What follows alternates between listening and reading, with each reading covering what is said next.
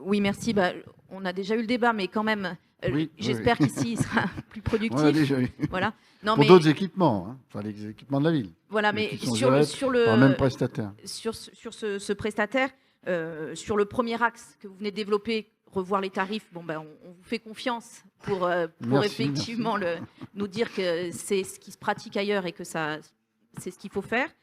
Par contre, c'est sur le deuxième axe où j'ai plus de doutes parce qu'effectivement, on n'a pas mis en place une grille tarifaire différenciée pour les structures non lucratives, notamment les associations qui pouvaient porter des projets dans ces lieux-là. On donne la possibilité, on autorise le gestionnaire à faire effectivement des abattements, des réductions pour ces organisateurs-là. Mais ce n'est pas systématique et ça porte sur une partie simplement des coûts qui est la gestion des locaux, mais pas sur les prestations qui peuvent être très lourdes et très pénalisantes pour des associations. Et on a 2 exemples récents d'associations qui renoncent à des événements qui étaient importants pour notre territoire. Je pense à l'Indoor de BMX et à LudiQuest qui annonce pour sa prochaine édition qu'il ne pourra pas se permettre de le faire dans ses locaux.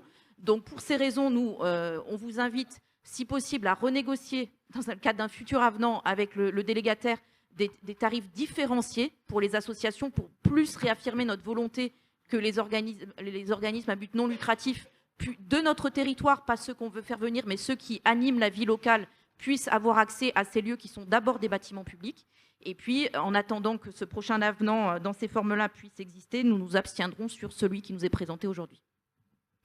Je me suis ému, tout comme vous, du fait qu'on ne pouvait pas fixer des tarifs préférentiels pour les associations en particulier.